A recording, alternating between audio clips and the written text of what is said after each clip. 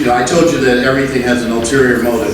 My ulterior motive here is to try to get a collegiate recovery community started on Northern's campus. I believe that if Northern, as the arbiter of cool in this community, embraces recovery, it will radiate out to our community colleges and our high schools and so on and so forth, right?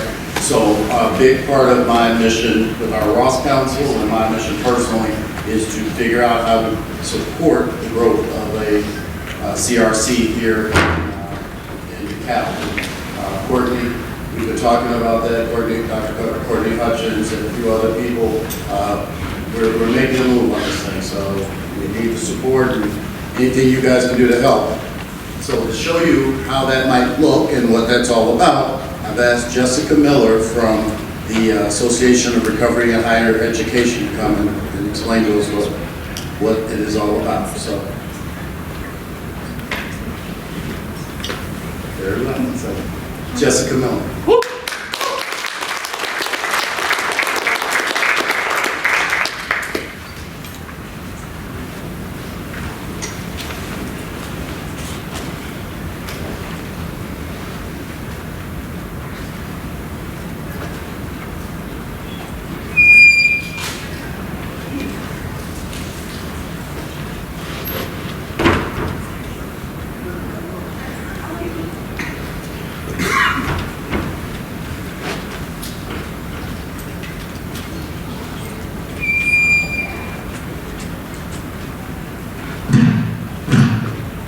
Sure that I had it set right.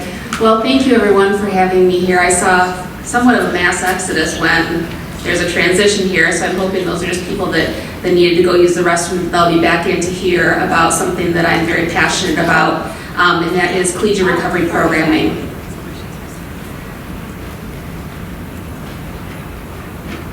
So a little bit about me. Again, my name is Jessica Miller. I'm a person in long-term recovery, so for me that means I haven't used alcohol or other drugs since February 22nd of 2013.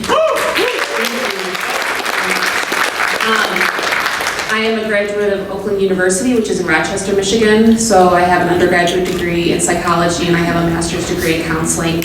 I also have obtained my, what we call in Michigan, my CAADC, which is my certification for advanced alcohol and drug counseling. I work for an organization called 1016 Recovery Network. That is an organization that services about 6 counties in the mid-Michigan area across the spectrum of care for substance use disorder treatment, and I'll speak a little bit about that. And I serve as their collegiate recovery program manager. I'm here on behalf of the Association of Recovery and Higher Education today, and I serve on the board of directors as the Midwest representative. So I have monthly meetings with individuals that are members of ARHE, of which we don't currently have any in Illinois, that come together and build community in the region to try to advance collegiate recovery programming. And then most importantly is I'm a mom and a wife. So I have 2 beautiful daughters. I have a freshman in college. She's attending an institution called Saginaw Valley State University and studying nursing. And then I have a freshman in high school. And then without my recovery, there's no way that I would have been able to be married to my husband, Jeff, and we'll celebrate 19 years in February.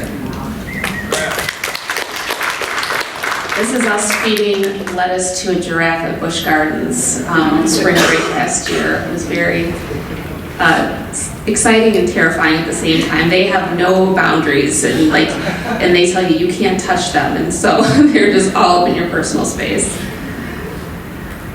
So raise your hand if you have heard of collegiate recovery programming, familiar with it. Okay, so not a whole lot of people. So this is a definition of collegiate recovery programming. Most of the information on here is directly from the ARHE website. But really simply put, it's an opportunity to provide specialized services on college campuses to students in recovery so they don't have to sacrifice one for the other. They don't have to choose between their education and recovery. They get to have both, and they have specialized care. This is not something brand new. I'm not coming to you with a brand new idea, although this may be the first time that some of you have heard about collegiate recovery programming. But if you see, based on this timeline, we have programs that started in the later 1970s at Brown. And so Brown Rutgers, Texas Tech, Augsburg, those programs are still around today. Augsburg has a step-up program, and which has, it's basically its own residence hall just for students in recovery.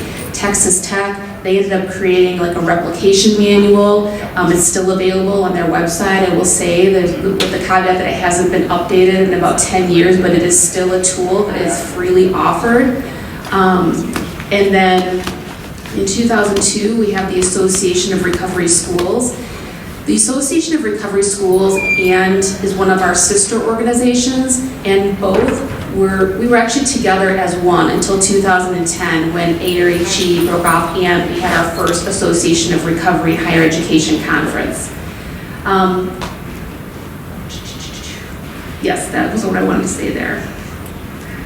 Oh, I did want to add too that Texas Tech curriculum,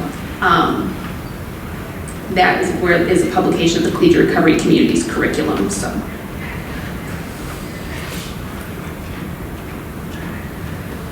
So 2010, continuing on, was a really important year. This was the drug control policy for Obama included collegiate recovery. Then we have Stacey Mathewson's foundation, Transforming Youth. There were $110,000 grants that went out to start collegiate recovery programming. So we saw a real increase in startups of collegiate recovery programming during this time. In 2013, we had the release of The Anonymous People. Raise your hand if you've seen the movie The Anonymous People. Okay, if you haven't, you need to do it. You need to go see The Anonymous People. You will feel really hopeful and inspired and really like wanting to get out and hit the pavement and take some action after that. So collegiate recovery was mentioned there along with recovery high schools.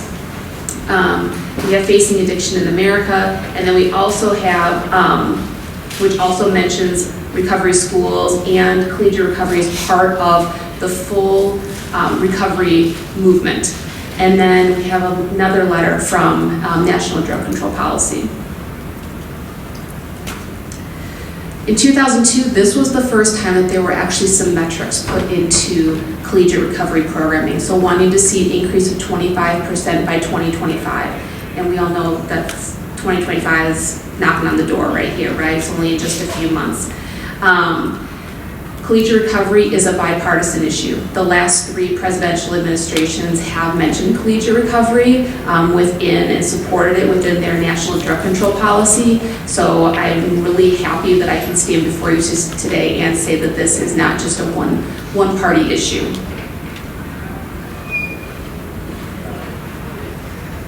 The growth of collegiate recovery, we have seen a continuous increase in our membership growth for ARHE over time since 2020 or 2012. And remember, 2010 was really when we started up. So 2012, you will see a little bit of a dip in 2020.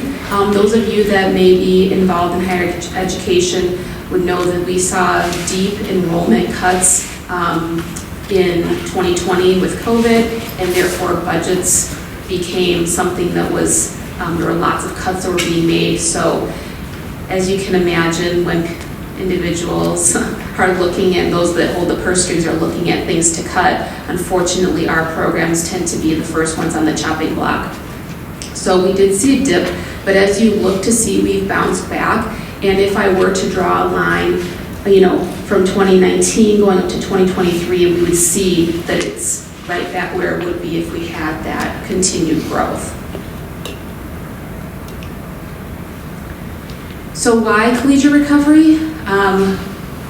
This is a question that we get asked. It's like, well, if we have amazing RCOs and we have outpatient centers, like why do students need these specialized services on a college campus? What's so special about that? So I've been working in collegiate recovery for the last 8 years. And one of the things that I've come to find is also as a person in recovery is that when I go to a recovery community meeting, I know that all of us in the meeting are in recovery. I don't know who in this meeting is going to college.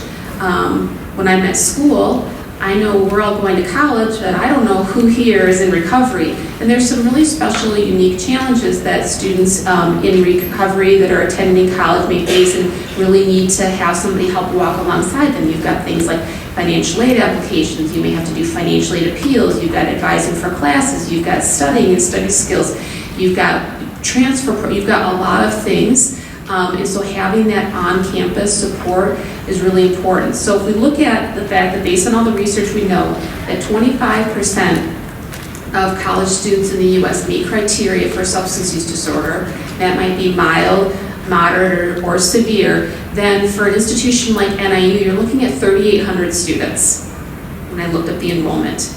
That's a lot of students that really need some support here. We've got more than, some of these students may benefit from more of like a brief intervention, but some are going to need more one-on-one support through some of the services that are offered, such as recovery coaching on campus. It's also very important, I want to make note that collegiate recovery programs are not designed to be any sort of a standalone recovery program. They are an enhancement to one's off-campus recovery programming. The reality is that students aren't going to stay in school forever. So they need to be connected with something off-campus as well that can support them 24/7, because collegiate recovery programs the staff aren't working 24/7. They need to be able to have something that's going to stay with them once they continue on to whatever the next chapter is. So based on current review, as I was saying, we've got more than 600,000 US college students identifying as being in recovery. It's a lot of students. And then 315,000 reporting current substance use disorder. Successes, there are so many that really help. The things that administration want to hear about is they want to hear about retention, right, and graduation. So students that are involved in collegiate recovery programs have higher semester-to-semester retention, higher GPAs than their average collegiate peers. 92% remain in recovery while they're in college, and then 90% of alumni persist in the long-term recovery post-graduation. So we're talking about 3 to 5 years. Also, they tend to be very engaged alumni. They tend to be very generous financially to their institutions because they feel very connected to that and want to find ways to give back. We have in many schools alumni that have started scholarships for students in recovery, or they have donated supplies for the lounge space. Lots of ways in which they have contributed.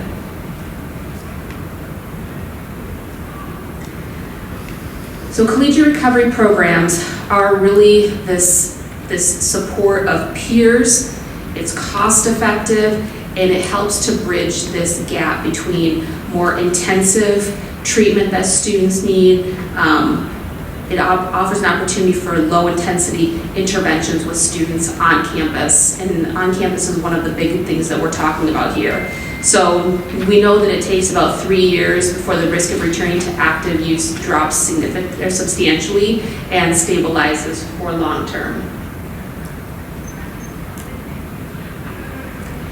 There are many different types of collegiate recovery programs.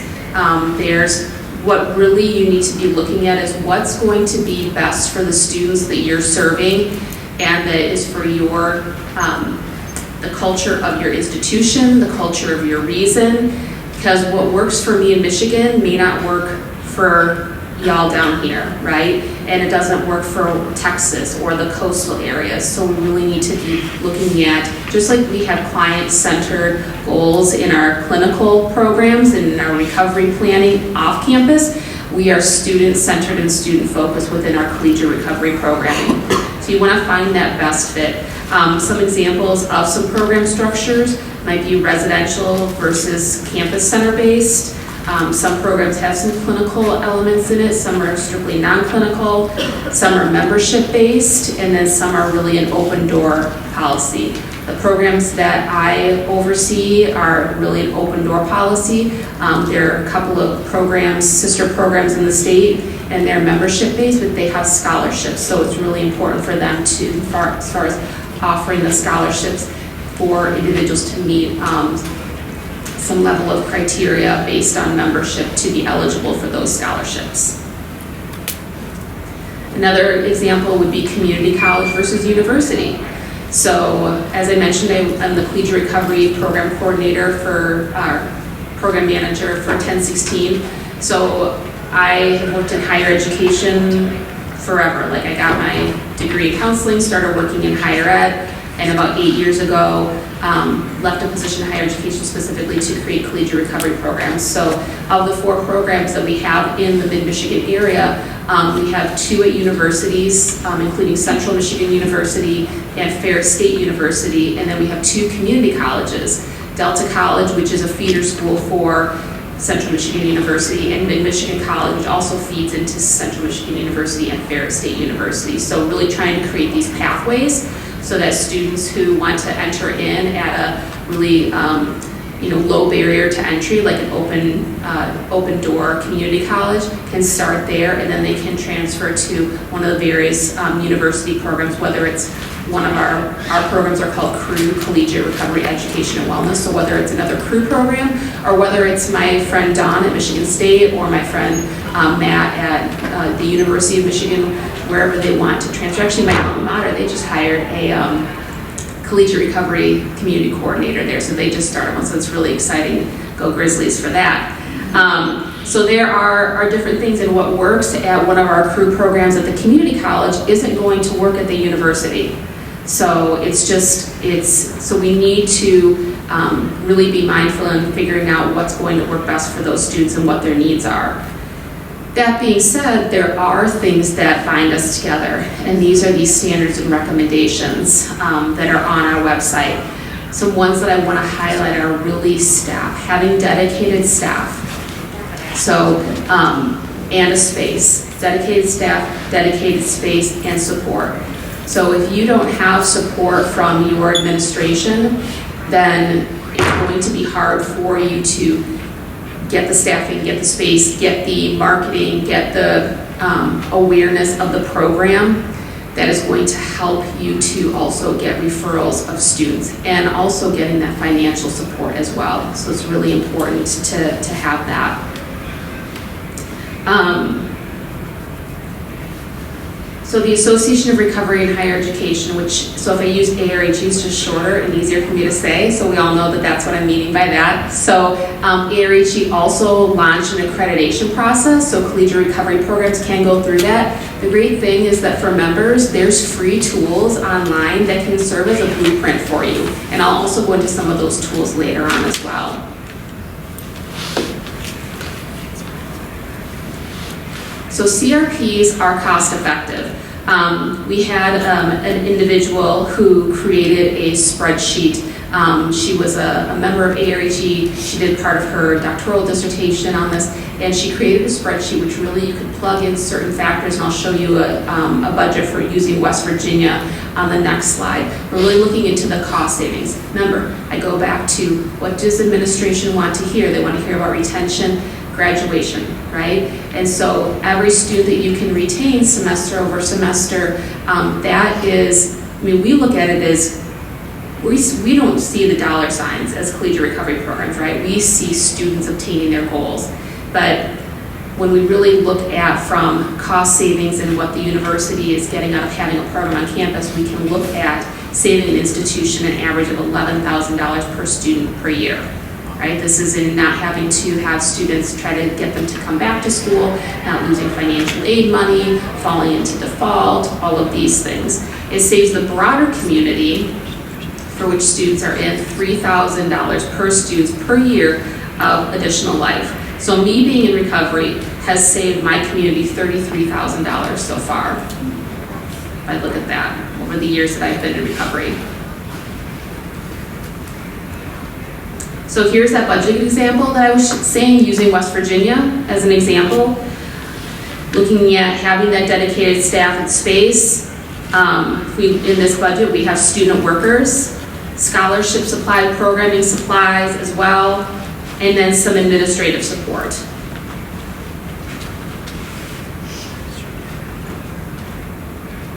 I know some people were taking some pictures of that, so I'll give it just a minute.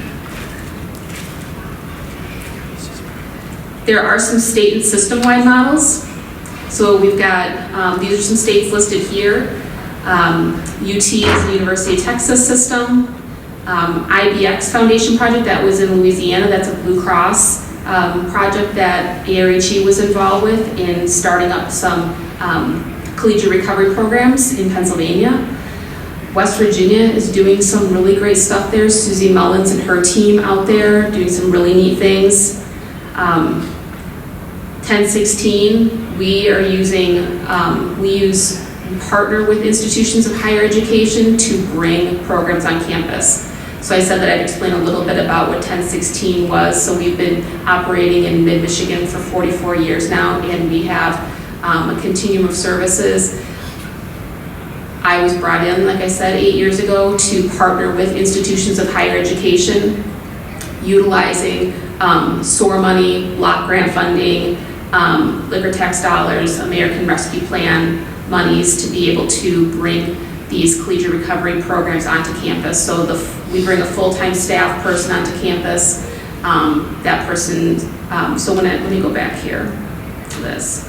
So the coordinator, the benefits for the coordinator, some programming and some administrative is all covered by 1016. And then the school provides the space, the technology, some programming, supplies, and things like marketing, and they also support as well. So that is how it creates a lower barrier of entry for some colleges. And then we hope to increase the support of the school as the years go on.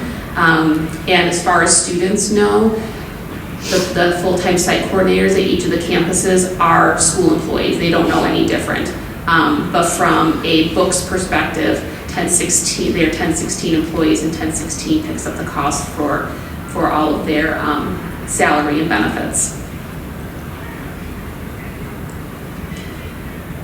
So those resources from ARHE that I was talking about, we've got a Getting Started guide. I'm on a community college work group, and we're looking at creating an addendum for community colleges as well, because there are those differences between. And then we provide technical assistance. There is a readiness assessment and report, professional development. So we have Tuesday staff chats, we have a harm reduction work group, we have access, belonging, and connection, also known as DEI, but because some states don't let folks participate in things that are called DEI, we changed it to ABC. And so we have that group that meets. We have a newsletter that goes out. We have a listserv. So our members have access to a lot of support. And you don't have to be a established collegiate recovery program to be a member. You can be interested in collegiate recovery. You can work with collegiate recovery programs. You can be a startup. You can be, there's various institutional or various membership levels, everything from like student to nonprofit to institutional to up and coming CRP program to established CRP program. Every year we have a national conference. This year it's going to be it's going to be in Louisiana, and I can't believe I'm drawing a blank on actually where it's going to be in Louisiana. It must just be because I'm at a microphone, but my brain's not working completely. All I can think, the only word that's coming to my mind is jambalaya, but like it is, like that's not the name of the city, right? Like, so New Orleans, thank you, New Orleans. So it's gonna be in New Orleans. It might be because I'm hungry too. So it'll be in New Orleans this year. It's a great conference. If you are even thinking that you have an interest in starting a collegiate recovery program, I would go to that conference, and then you will have a chance to go to so many great presentations, like immerse yourself in collegiate recovery. That was my first experience. I went to a conference before I even started my job. Like they were like, the first thing you're gonna do before you even start is you're gonna go to this conference. I was like, okay, I'll go to this conference. If it seems like that's a little, maybe too much of a, this last time we had a video library. Actually, you could still go on probably and purchase the video library from last year's conference if you wanted to. So go on the conference website, or go on to our website, which is collegiaterecovery.org, and go under events. Take a look at the events that are coming up. Check out, I don't know offhand if you can still purchase the video library, but if you can, that would be a good thing too. And there's CEs available as well for that. So if you're thinking about that. I talked about the accreditation, and what's really cool about the accreditation process is you actually have an opportunity to go through, like, kind of do a self-evaluation before you even go through the full process. So that can kind of give you an idea too of, like, even just looking at those materials can be helpful if you're thinking about starting a collegiate recovery program. And then coming soon is working on a collegiate recovery professional certification as well. So to ask questions or submit any technical assistance, you can reach out to Christina Canfield. She's our ED, or Brett, or contact collegiaterecovery.org. Brett Frazier and Matt Park are also two other staff members that we have that are really involved in helping institutions that are looking to develop collegiate recovery programming, or if you're like, man, we need ARG to speak at this other thing that's going on, we certainly are open to that. We really want to be your one-stop shop for supporting collegiate recovery programming. We want it to be, you know, if you go to a college campus and, like, let's say, you never think to ask, do you guys have a financial aid office? Do you have a counseling office? Do you have, you know, like, you just assume that that's something that's offered. We want that to be collegiate recovery. We want students to know, no matter where I go, there's going to be a collegiate recovery program there. We know that students are searching for that. We know parents are searching for that. And so it is really, if we think about ways in which schools can be attractive for enrollment, that is also something, right? I just want to serve students. I just want to help students. But if I'm trying to get one on campus, those are going to be some of the things that I'm talking to administration about. It's attractive for enrollment of students. You retain students better year to year. Higher GPAs, more active alumni, positive community impact. Those are the kinds of things that I'm going to be talking about. And you certainly are welcome to contact me, so my email is there as well. I'm open to sharing, you know, how we have done things with our model in Michigan with 1016. A lot of collegiate recovery programs start from, like, kind of a grassroots effort. I always say we did more of a Kevin Costner Field of Dreams, where, like, we build it and then they come. I will say that there have been, if I'm being completely transparent, because that's all I'll ever be, is that there are some challenges with that too. So where you build it, then hope to attract students versus students really saying, like, demanding, right? Like, we want this, we need this. So there's pluses and minuses to all different ways, and it's really about finding out what's going to work best for your institution and your students. And so that's where really working with individuals doing some technical assistance can really help. So I know that we have some time for some questions, so I'll go ahead and open it up to anyone that's got any questions. I'm going to bring a microphone around.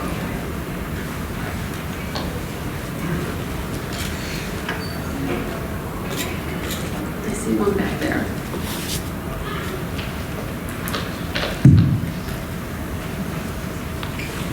Thank you so much for your presentation. As someone who also is in long-term recovery, today 7 years.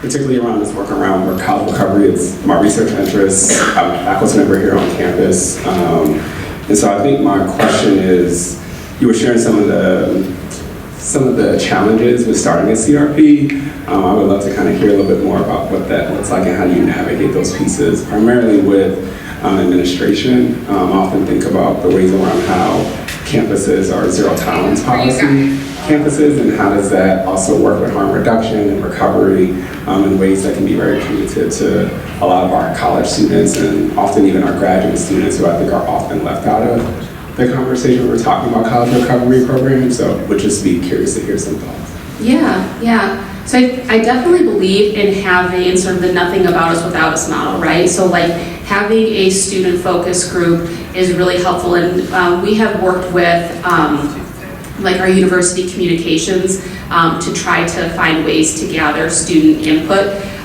Any data that you can gather, if your institution does, like, the National College Health Assessment, is really good. At the community college level, we didn't always have as much data, so I was using data that was collected from like various health departments in the counties to look at you know, how many people have graduated, what is the healthcare, like how are people, how many are identifying as struggling with substance use as well, and employment. Also, I think that one of the things is just, it is a lot of education on the front end, right? There are people who will have never heard of these things. If you can, some other angles that we've taken is, okay, well, Central Michigan University is a MAC school. So what other MAC schools have programs, right? You want to be like another MAC school, right? Or is this school part of like Delta College, a League of Innovation school, right? So do you want to be the only League of Innovation school that doesn't have one of these programs? So it's like the what's in it for them, like what's the feather in their cap? It is, and I know I'm painting like a broad brush stroke. My goal here is I'm not trying to vilify administration by any means. So if there are any in the room, please don't think that I'm trying to do that. I think there's just a lack of understanding, right? And there's a bottom line that they have to answer for, right? So it's easy for me to come in with my like, you know, wanna save all the students and all that stuff, and they're like, okay, yes, it takes money, and so I have to say, okay, going back to, you know, this right here, this information, okay, yes, and here's how we're gonna pay for it. We need just like 10 to 11 students, 10 to 12 students, and we'll be able to pay for our own program, right? So I'm gonna talk to you about the ways in which this is gonna be a cost savings and maybe even a wash financially. You know, just give me a shot. And then maybe even on that financial end is talking to your off-campus partners, like recovery-oriented systems of care people, and see what's up. Some of the other stuff, the harm reduction stuff, we partner with our local health department. So some of our schools won't let us distribute Narcan on campus, but the health department can come in and do it. So we've got medication disposal bags. Some stuff we used SOAR money for this year. We did SOAR money with medication disposal bags, first aid kits, and then the health department brings in the Narcan and distributes that. But so it is trying to work within what you have and see, well, if we can't do it, is there somebody else that we can partner with that can do that too? Is that helpful? Thank you. Yeah. Hi, I'm Rachel Boldman. I work with Q. I'm Assistant Vice President for Student Affairs here at NIU. So happy to have you, a fellow kind of student affairs person here presenting this. So hypothetically speaking, if we had an administration that was feeling positively about this and that was supportive, I can speak for myself and for conversations that I've had with those above me, that there is some support for this. I think we don't know a whole lot. I think maybe I come in with more knowledge because of a background in college and university counseling. Mm-hmm. So I love the piece on sharing education and making sure that we have that information. We do have some data that we can use. So say we want to capitalize on this moment, like what do you think is step one? Like what do me and Q go back on Monday and put in everyone's face, for lack of a better word? Yeah, so I think what you can do is a couple of things, and they can be done in tandem. One is go onto the website, get the Getting Started guide, and download and print that out, and kind of cruise through that, and that starts giving you some steps that you can do, thinking about what allies do you have, who would you want on a committee, what is the readiness and the willingness, so it walks you through some things, and then reaching out to Christina and say, hey, we're interested in having a conversation about what some technical assistance might look like for us to get this going. But that Getting Started guide, I think that would be the first thing that I would do, is go online and print that out. Great, thank you. Yeah. Do we have any other questions, guys? Thank you so much. It's such an honor to be able to come and speak to something that I'm very passionate about. I know that all the staff of ARHE and our member institutions are as well. So go Huskies.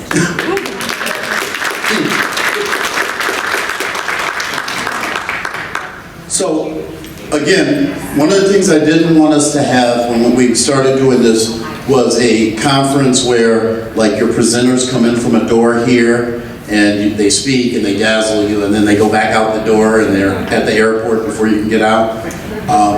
Jessica will be around for a while. Catch her in the hallway, ask her more questions. You know, that's what this is for. This is, again, not presentations, conversations. Okay, and we can share the slides. And so what I think I'll do is I'll get permission from everybody to share the slides, and we'll put them on our RecoverCon website for a while so that you can go there and you can download whatever you need. Okay? So, anybody else excited about a collegiate recovery program? Awesome. I wish they had it when I was there.